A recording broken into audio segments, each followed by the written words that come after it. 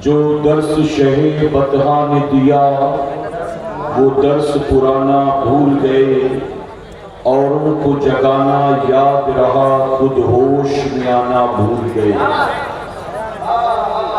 اور بدل ڈالا ہے اب تو اپنا انداز بیاں ہم نے، بدل ڈالا ہے اب تو اپنا انداز بیاں ہم نے، نہیں تو بند کر دی تھی فرشتوں کی زبان ہم نے۔ میرے پیارے آقا علیہ الصلوۃ والتسلیم کے پیارے دیوانوں، خاتون جنت حضرت فاطمہ الزہرا رضی اللہ تعالیٰ عنہ کی کنیزوں، آپ کافی دیر سے اس محفل پاک میں موجود ہیں۔ اللہ تبارک و تعالیٰ آج کی برکت والی رات میں اس پاکیزہ محفل کے سجانے والوں کا سجانا اور دور دراز سے ہمارا اور آپ کا یہاں آنا قبول فرمائے۔ میرے پیارے آقا علیہ الصلوۃ والتسلیم کے پیارے دیوانوں، آپ کو آج کا مرکزی خطاب انشاءاللہ اولاد غوث اعظم عالی جناب سید امیر القادری صاحب قبلہ سے سماعت کرنا ہے۔ سید صاحب کی تشریف آوری سے پہلے یہ فقیر آپ کے سامنے حاضر آ گیا ہے۔ میں آپ تمام سے گزارش کروں گا کہ جسم کے ساتھ ذہن کو حاضر رکھ کر میری ایک ایک بات کو سننے کے ساتھ آپ سمجھنے کی بھی کوشش کریں۔ آپ میں سے جن حضرات نے پہلے میرا بیان کہیں سنا ہوگا یا سوشل میڈیا پر میری کوئی کلپ یا ویڈیو دیکھی ہوگی، وہ لوگ یہ بات اچھی طرح سے جانتے ہیں کہ میں جذباتی تقریر نہیں کرتا بلکہ میں اصلاحی تقریر کیا کرتا ہوں۔ اس لیے میں گزارش کروں گا کہ آپ کو میری تقریر میں نعرے لگانے کا موقع تو نہیں ملے گا، لیکن بہت ساری باتیں سیکھنے کا موقع آپ کو ضرور ملے گا۔ تو آپ سیکھنے والا ذہن بنا کر بیٹھیں گے تو انشاءاللہ خالی ہاتھ نہیں جائیں گے بلکہ بہت کچھ ساتھ لے کر جائیں گے انشاءاللہ۔ ابھی ہمارے خطیب صاحب کہہ رہے تھے کہ مجمع میں بہت سے ایسے لوگ ہیں جن کی سروں پر ٹوپیاں نہیں ہیں۔ یہ بات میں اکثر یوپی، بہار، جھارکھنڈ، ویسٹ بنگال یہاں کے جلسوں میں ضرور کہتا ہوں۔ میرے پیارے آقا علیہ الصلوۃ والتسلیم کے پیروانوں، علماء کی موجودگی میں بہت معذرت کے ساتھ یہ تلخ بات شروع میں ہی میں کہنا چاہوں گا۔ ہمارے یہاں خاص طور پر یوپی، بہار، ویسٹ بنگال، جھارکھنڈ وغیرہ میں ہر گاؤں کا اپنا ایک ایک سالانہ جلسہ ہوا کرتا ہے۔ کہیں سالانہ جلسہ نہیں ہوتا تو دستار بندی کا جلسہ ہوتا ہے، کہیں 11ویں شریف میں پروگرام ہوتے ہیں، کہیں 12ویں شریف میں پروگرام ہوتے ہیں، کہیں ماہ رجب میں غریب نواز کی نسبت سے پروگرام ہوتا ہے، کبھی ماہ محرم میں شہدائے کربلا کے نام پر محفل سجتی ہے۔ یعنی ہم سنیوں کے یہاں سال بھر جلسے جلوس کا سلسلہ جاری رہتا ہے۔ آج آپ کے گاؤں میں ہے، کل 25 کلومیٹر کہیں اور ہوگا، پرسوں 40 کلومیٹر کہیں اور ہوگا۔ میرے پیارے آقا علیہ الصلوۃ والتسلیم کے پیروانوں، کبھی کبھی ایسے جلسوں میں بھی ہمارا جانا ہوتا ہے جہاں کمیٹی والے ہم سے کہتے ہیں کہ حضرت ہمارا اس سال کا جلسہ 45واں سالانہ جلسہ ہے، کہیں کہتے ہیں 38واں سالانہ جلسہ ہے، کہیں کہتے ہیں 22واں سالانہ جلسہ ہے۔ یعنی جلسے تو 48 سال سے، 40 سال سے، 22 سال سے، 15 سال سے ہوتے چلے آ رہی ہیں، لیکن معذرت کے ساتھ کہوں گا جلسے میں آنے والوں کے حالات دیکھ کر لگتا ہے کہ 15 سال سے جس گاؤں میں مسلسل جلسہ ہو رہا ہے اس گاؤں کے گاؤں والوں کو اب تک یہ بھی پتہ نہیں ہے کہ جلسے میں آنے کا طریقہ کیا ہوتا ہے، جلسے میں کیسے جایا جائے۔ جب ہمیں یہی نہیں پتا ہے تو باقی بتائیے 15 سال جلسے میں ہم نے سیکھا کیا ہوگا، ہم نے کیا حاصل کیا ہوگا۔ میرے پیارے آقا کے پیروانوں، کہیں کہیں میں جاتا ہوں، علماء کی موجودگی میں یہ بات درج کروں گا، کہیں کہیں میں جاتا ہوں تو مجھ سے کہتے ہیں کہ 45واں جلسہ ہے، اور پھر ہماری جماعت کے بڑے بڑے علماء کا نام لیا جاتا ہے کہ ہمارے یہاں فلاں بھی آ چکے ہیں، فلاں بھی آ چکے، فلاں بھی آ چکے، فلاں بھی آ چکے۔ बड़े बड़े उलमा के नाम गिनाते हैं और फिर मैं पूछता हूं कि मुझे क्या तकलीफ करना है, यहाँ के मामला हालात मुझे बताएं,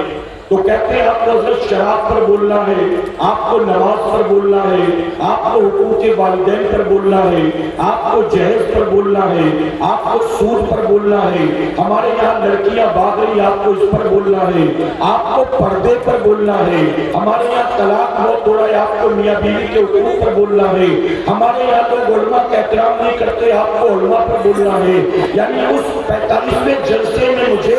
45 टॉपिक दिया जाएगा कि इन्हीं उन्वानात पर बोलना है। तो मैं उनसे सवाल करता हूं कि मुझसे पहले आप जिन उलमा के नाम गिना चुके, आखिर उन्होंने आकर क्या किया? सारा कुछ 45 साल का मुझे बोलना है, तो फिर उन लोगों ने क्या किया अब तक आप बताइए। मेरे प्यारे आका के पैगंबर बुरा मत मानिएगा, हम सुन्नियों के यहाँ जलसों की कोई कमी नहीं है, लेकिन इस मजमे में जो हजारों की भीड़ जमा है, इस हजारों की भीड़ में अगर किसी एक को खड़ा करके पूछा जाए कि वजू में कितनी बातें फर्ज हैं, तो माजरत के साथ कहूंगा मेरी कौम का जवान इस आसान से बेसिक क्वेश्चन का भी जवाब नहीं दे सकेगा। गलत तो नहीं कह रहा हूं। मेरे प्यारे आका के पैगंबर आवाज सुने, हमारे उलमा ने इन जलसों की जो बुनियाद रखी थी, इन जलसों का जो आगाज किया था, उसकी तारीख क्या, रीजन क्या? हमारे बुजुर्गों ने देखा कि हर मुसलमान मदरसे में आकर 8-10 साल दीन नहीं सीख सकता, हर मुसलमान मकतब में आकर दीन नहीं सीख सकता, हर मुसलमान रोजाना 1-2 घंटा निकालकर उलमा की सोहबत में बैठकर दीन नहीं सीख सकता।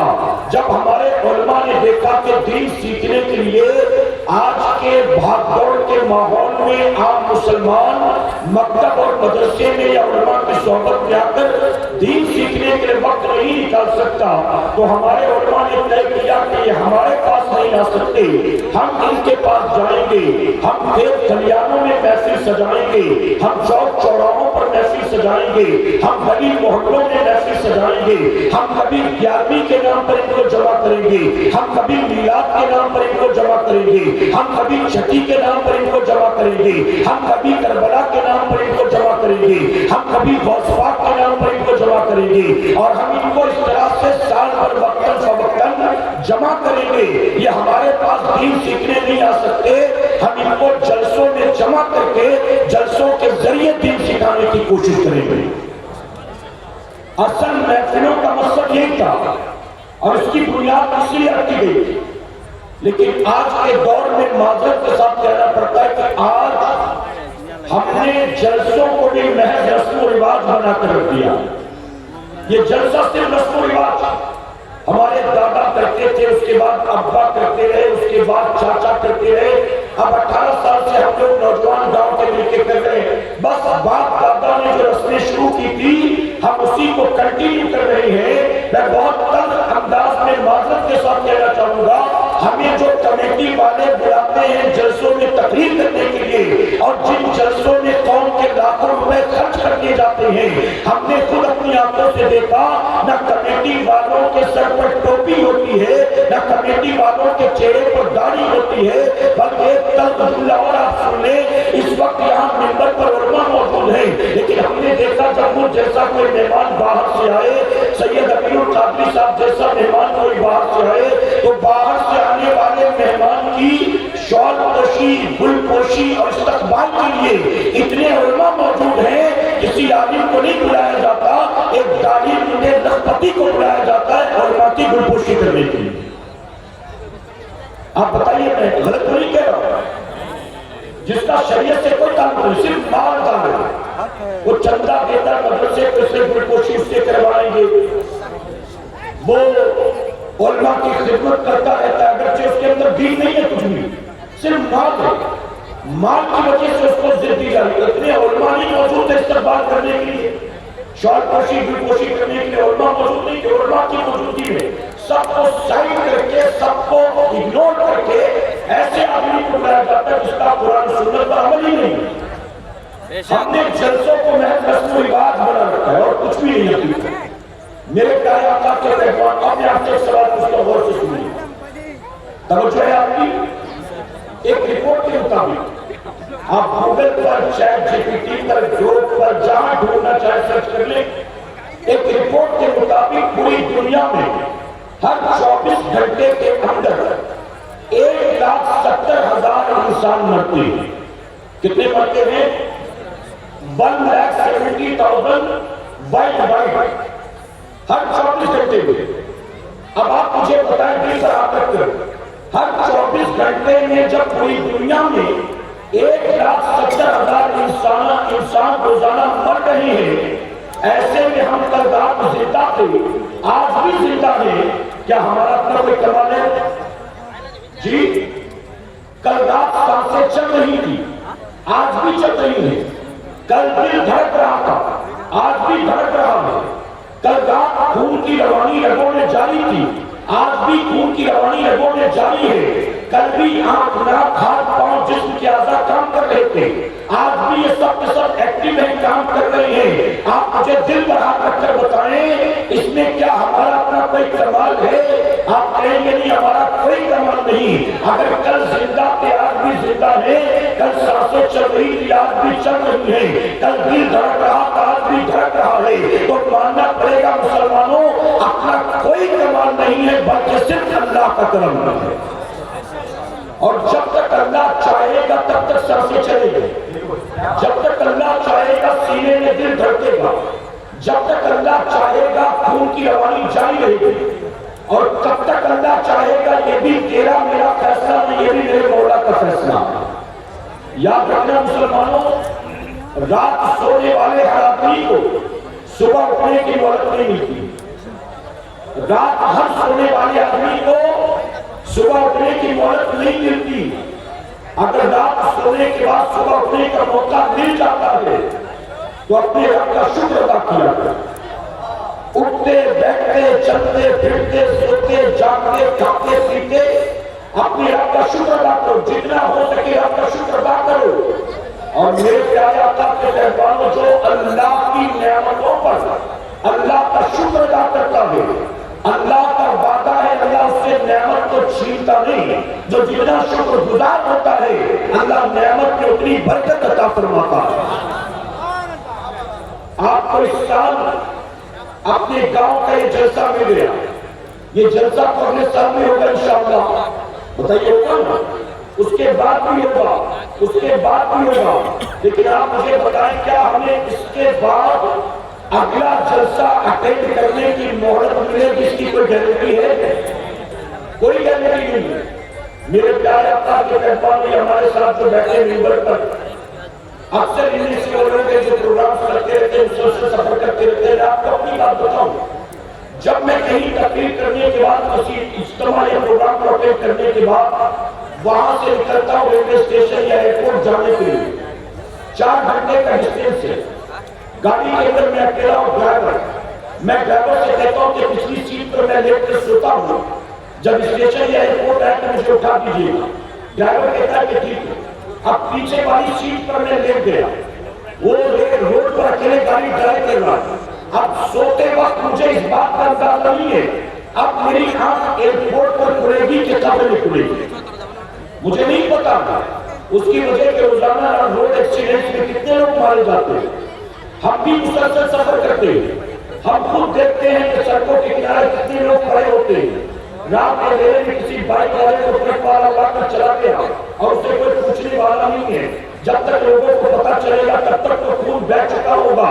سانسیں تھم چکی ہوگی۔ اے مسلمانوں، جو یہ لوگوں کے ساتھ ہو رہا ہے ہمارے ساتھ نہیں ہو جاتا، اس کی کوئی گارنٹی ہے؟ کل ہمارے ساتھ کیا ہوگا کیا ہم جانتے ہیں؟ اس لیے میرے پیارے آقا کے مہمانوں، میں علماء کی موجودگی میں آپ کو ایک دعوت دیتا ہوں، یہ موقع زندگی میں بار بار آیا نہیں کرتے، ایسی محفلیں میں جائیں، اپنے رب کا شکر ادا کیا کرو، اور ایسی محفلوں میں آیا کرو، بھاگا مت کرو، یہ سوچ کر آیا کرو کہ پتہ نہیں اس کے بعد مجھے کبھی ایسی محفل میں جانے کا موقع ملے کہ نہ ملے، اور اس محفل میں جب آیا کرو تو کانوں کے چسکے کے لیے مت آیا کرو، آیا کرو تو بھیڑ بھاڑ دیکھنے کے لیے مت آیا کرو، آیا کرو تو ہاں ہوں کے نعرے لگانے کے لیے مت آیا کرو، ایسی محفلوں میں آیا کرو تو ڈھنگ سے یہ طے کر کے نکلا کرو میں دین کو سیکھنے کے لیے جا رہا ہوں، میں قرآن و سنت کا پیغام حاصل کرنے کے لیے جا رہا ہوں، اپنی زندگی اور سوچ اور فکر کو بدلنے کے لیے جا رہا ہوں، ایسی محفلوں میں